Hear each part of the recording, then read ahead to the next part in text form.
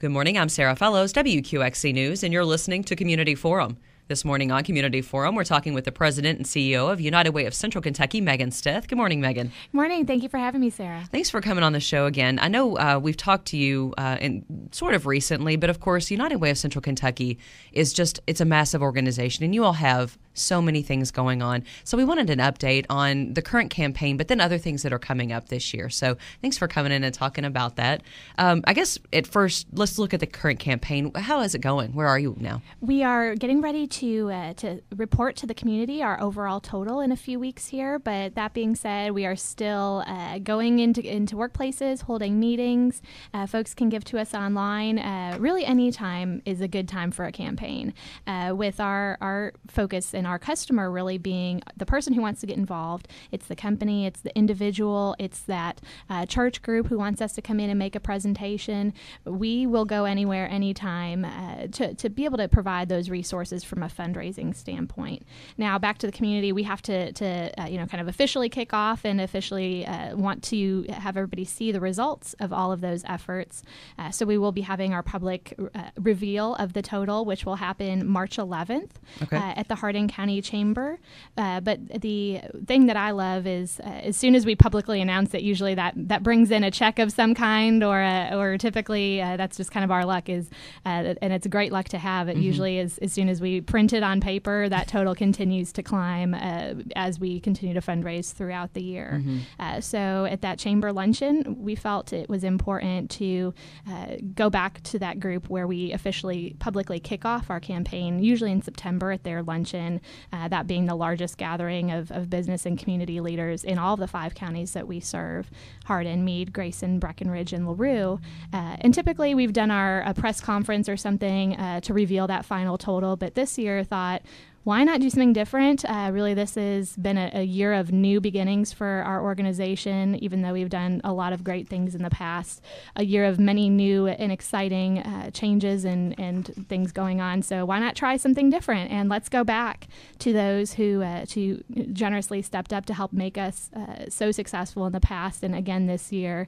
So they will get to hear it first, and we're very excited to share that news with them. Well, that's exciting. We'll be anxious to hear what that reveal is. And I know you all have such positive interactions with the community, and I love good stories. I love, good news. Can you talk a little bit about, we kind of talked about this before we came on, that there's just some really good stories associated with the good things that United Way of Central Kentucky is doing and their partners in the community. What are some good stories that really stand out to you? Well, I'm so lucky. I really have the best job ever because I do get to see very challenging issues, things that, quite frankly, people have given up on. People don't know how to fix poverty and some of the great challenges that we've stepped up and said, okay, we know we can't do everything, but we have to do something and we have to try.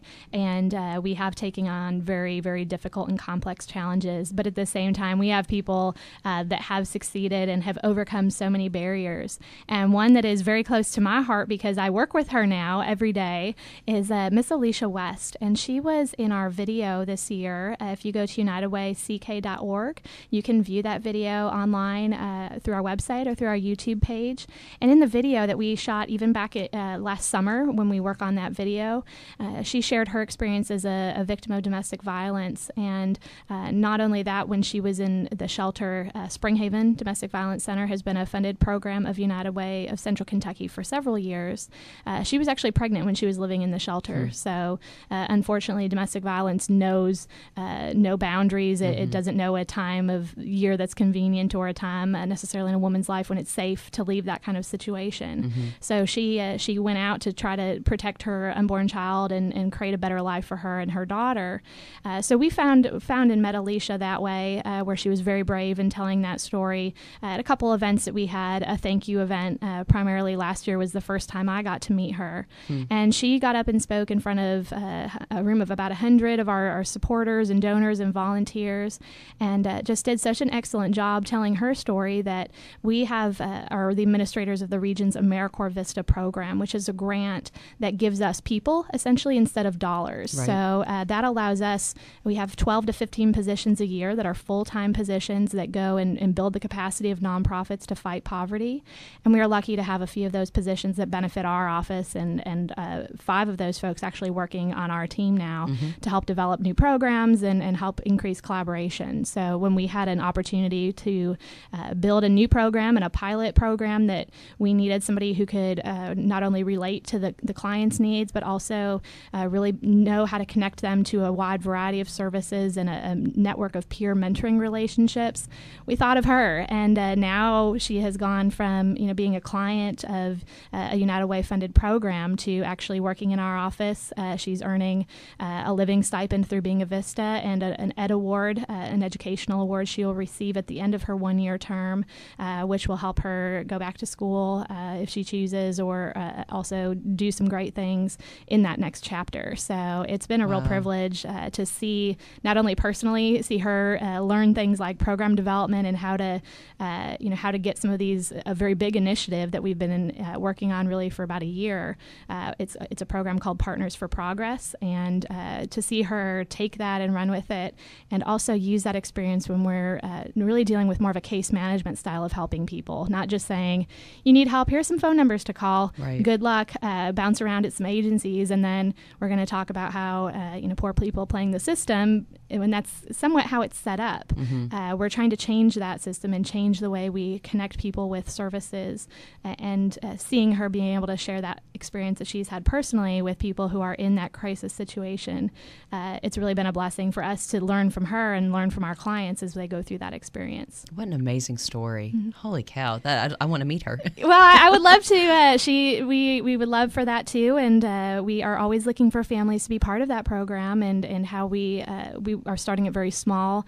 Again, just trying to experiment with a different way of delivering service before we ask our partners to begin with a new model. We want to test it out ourselves and learn from it, and we're committed to that. So we'd be happy to have you connect with her. Well, I know you have some other good stories too. You were talking about some of your partners that have just exemplary programs that are all being benefited by the United Way. Do you have another example that you'd like to share so people would know about? Sure, I do. And one of them that we're most proud of with this related to campaign is a new collaboration with Meade County RECC. And you might think, okay, electric company, what do they have to do with the world of nonprofit programming? Well, essentially, in only a second year of a workplace campaign, came to us and said, we have some dollars we've given to good causes in the past, but we want to do more. We want to be able to know the effect that these dollars have had, and we want to be able to help more people in our service area of Meade County RECC covers Meade and Breck counties. And how can we do more with this resource? And we were able to develop some programs around, we have an early childhood focus this year, in addition to all of the other things, education, financial stability, health, and basic needs. All of those things that we're trying to meet have some dedicated funding reserved for early childhood programs this year. So what's been great, we've been able to earmark and guarantee $9,000 in funding for early childhood programs in Meade and Breck counties. Essentially, all we did was connect people who are passionate and wanted to make a difference with our great partners in those counties, at the school systems, Head Start, the early childhood programs in those counties. So they are doing things that are not only helping kids get ready to learn, but the most important thing to me is the parents. As a mom, I know what a hard job it is. Absolutely. And what busy things our parents are up against, and so many demands. But that additional funding for those early childhood programs is really going to help make a dent in the 1 in 2 children who are not ready for kindergarten on their first day. So that's going to create opportunities for those kids to go off and be successful from day one. It's one of the things that strikes me so forcibly about what United Way does. It really isn't just throwing money at things. And if people want to give money, it's such a wonderful place to do it, because the only word that comes to me is depth. There's such a depth of connection with you all being able to connect places that are doing really good things already, giving them additional resources and connecting them in a way that they weren't connected before, or maybe couldn't be connected without your all's help. And I appreciate that, Sarah, because I think we acknowledge that the United Way model of investing in the work of agencies, the way we've existed in the past as just the sole fundraising agency, you donated to United Way instead of having to figure out where to give, or you could give just if you wanted to donate to a certain agency, just do it through United Way. Those are still things we offer, but that was all we did. We were here to fundraise and like you said, to throw money at problems. That's what I think we've sprayed and prayed to an extent. We've done good things, and we can be accountable and transparent for what we've accomplished. But we really knew more about how many people were served, how many people were helped. But we never really knew exactly what difference did that make.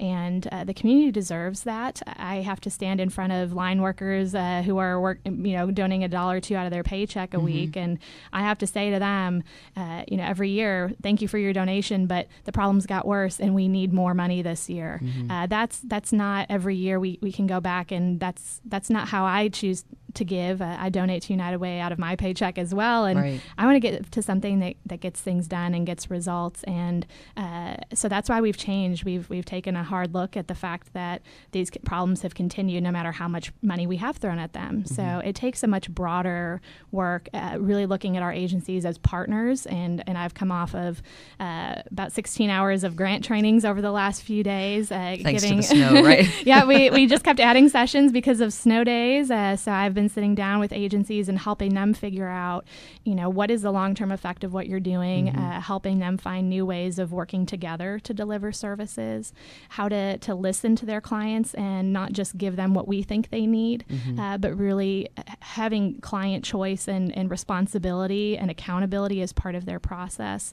Those things, they take a lot more time. It is a lot harder than just counting heads and counting how many meals you gave out or how many people passed through your doors. But ultimately, that's what our community deserves, and that's what we're committed to helping be that connector and that facilitator for those types of interventions. One of the things that's coming up, I noticed your summit. You're all to really understand the depth of the problems and some of the issues in the community. I know you've been having these summits, getting people who know together to talk about some of these issues. And you have a housing and homelessness summit coming up in March. Can you talk a little bit about that and maybe some of the other events you have coming up? Great. We have some wonderful collaborations again with, we're still doing the fundraising, still a campaign as part of our portfolio, but we often have opportunities to work with agencies and partners like the Hardin County Chamber's leadership class this year.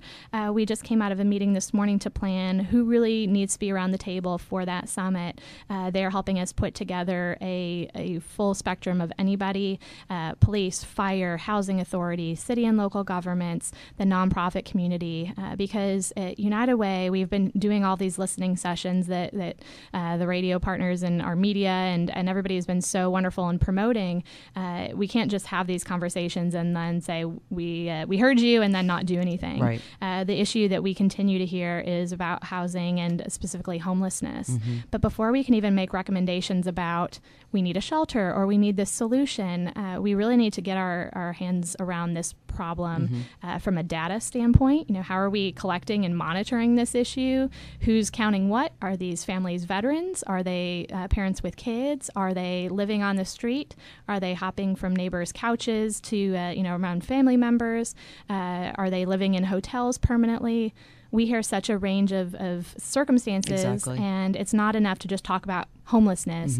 It's part of a much bigger context of, okay, so how do we meet emergency and basic needs? How do we get people off the street when it's 12 degrees as opposed to 10 when our emergency shelters open their doors? What if it's too cold to leave your dog out?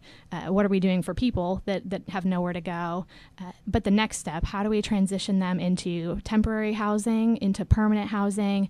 We have great partnerships with places like Habitat for Humanity, and we at United Way bridge that spectrum of emergency and more permanent solutions. But we've also heard a lot of solutions being offered without those people who need to play a role in that solution all being at the table. So that's really our goal, is just to bring everybody together. It won't be the solution. I don't think we'll fix homelessness in an hour and a half on March 27th. We're going to keep our fingers crossed. But if we do, great. We would love to put ourselves out of a job. Great. Let us know and we'll cover that. But we have to at least come out. I think our goal we will be successful when we come out of that first step being a community-wide effort to collectively track this issue.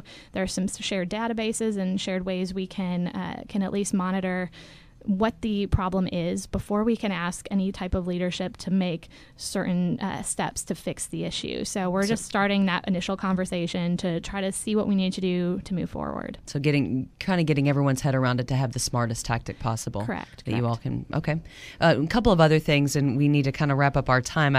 We could literally sit and talk, I think, maybe for 6 days and not still know everything that United Way is doing. But I know we have the Don't Miss the Bus, the big kickoff coming up. That's March 4th. Correct. And that's going to be 7:30 to 9 at the Early College and Career Center. We are so excited about this event. Don't Miss the Bus was something United Way. We kind of participated from the sidelines this year, but next Wednesday, March 4th, from 7:30 to 9 at EC3, the Early College and Career Center, we'll be kicking off the event for this year, which the Don't Miss the Bus is a community-wide school supply drive. So you might be thinking, okay, there's snow days still on the schedule, but we really see that this takes a lot of planning. It's a drive that impacts children from Hardin, E-Town schools, and Fort Knox schools. So it has a huge impact, and this is a way that United Way has taken more of a leadership role this year with great folks at Bluegrass Cellular and Hardin County Schools, WQXE being a great partner of ours. For example, we had Staples reached out to us this year to make a donation to our campaign, and as soon as I had that store manager, Chris, he's wonderful, on the phone and said, "Thank you for the money. Would you also be willing to talk about how we could help kids with the exact products that you have?" And Staples has been already a tremendous leader on this. So that's all we're trying to do is get more, whether it's a nonprofit or a company involved that wants to be a drop-off site. We'll drive the bus around, pick up your school supplies, and you can be part of a much bigger network of people working on the same issue, and also telling that success story through a lot of media and promotions as we get closer to the new school year. Yeah, we've definitely been really excited to be a partner in that. WQXE's love to be a part of that. It's one of my favorite things that we do. And just a couple of things, just to say, coming up, their Spring 5K, the Commonwealth Bank and Trust, that's coming up the 28th of March, and then a poverty simulation training on April 27th. Now, people can get details about all of these things at your all's website. Is that right? Correct, UnitedWayCK.org, or also on Facebook. We have posts just about every day of some of those success stories and upcoming events and just news that you might need to know as we connect people in the community. So it's all right there in any of those ways, or just give us a call, 737-6608. It's 270-737-6608. So if they want to be involved, if they want to learn more, United Way of Central Kentucky, there is plenty for people to be involved in, plenty of ways to make a real difference in their community. Thank you so much, Sarah. We appreciate it. Thanks, Megan, for all the work that you all do. You've been listening to Community Forum. My guest today, Megan Stith, President and CEO of United Way of Central Kentucky. For WQXE News, I'm Sarah Fellows.